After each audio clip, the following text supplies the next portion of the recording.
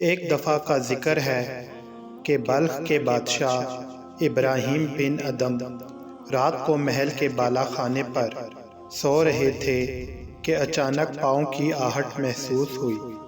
گھبرائے کہ رات کے وقت شاہی بالا خانہ کی چھت پر کون لوگ ایسی جرات کر سکتے ہیں۔ بادشاہ نے دریافت کیا کہ یہ کون ہیں۔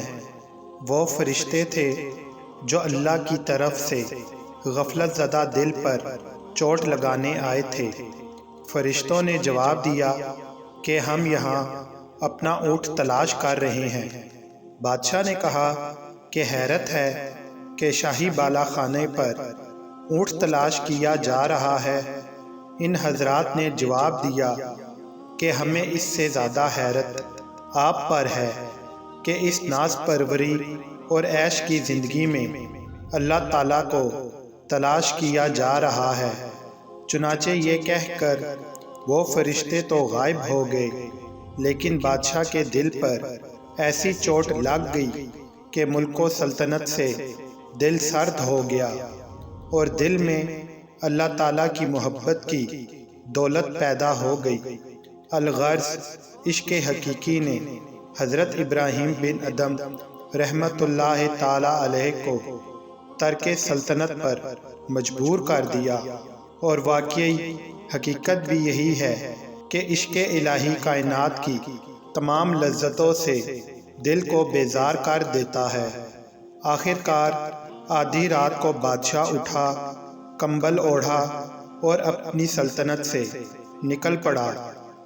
سلطنت بلخ ترک کر کے حضرت ابراہیم بن ادم رحمۃ اللہ تعالی علیہ نشا پور کے صحرا میں اللہ تعالیٰ کی یاد اور نعرہ اشکانہ بلند کرنے میں مشغول ہو گئے۔ 10 برس تک صحرائے نشا پور میں دیوانہ وار عبادت میں مصروف رہے، کیونکہ تمام خواہشات نفسانیہ اور ظاہری آرائشوں سے اللہ تعالیٰ نے دل پار کر دیا تھا۔ کہاں تاج و تخت شاہی اور کہاں اب دریا کے کنارے بیٹھے ہوئے گڈری سی رہے ہیں۔ ایک دن سلطنت بلخ کا وزیر اس طرف سے گزرا۔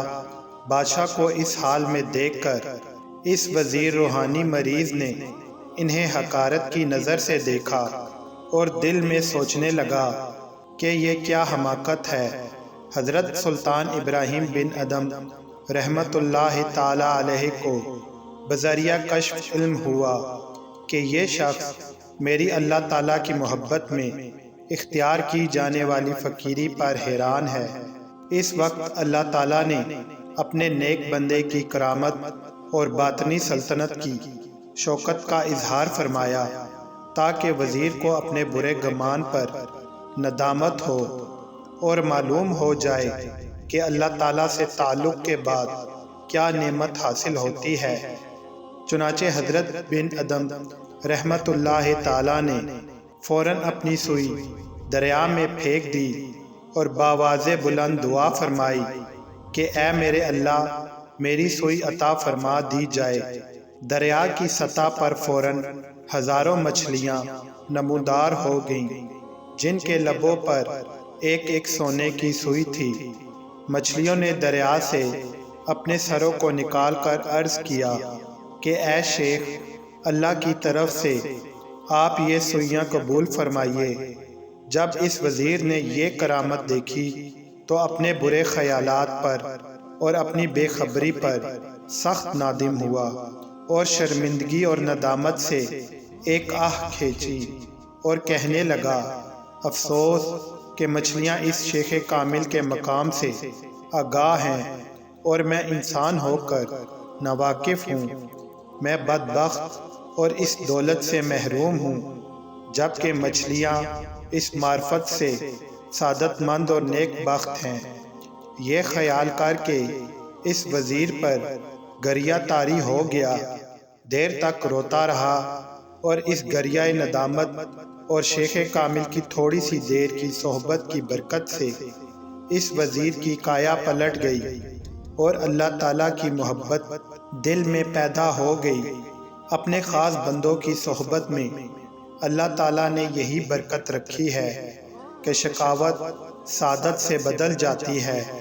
حضرت سلطان ابراہیم بن ادم رحمۃ اللہ تعالی علیہ نے اس وزیر سے ارشاد فرمایا کہ اے میرے امیر، یہ دل کی سلطنت بہتر ہے یا وہ بلخ کی حقیر فانی سلطنت؟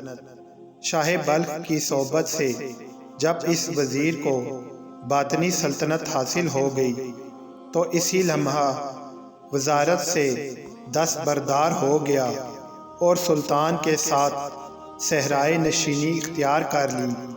جس شخص نے عمر بھر عقل کی غلامی کی تھی، بلا آخر اس کا کام دیوانگی سے ہی بنا۔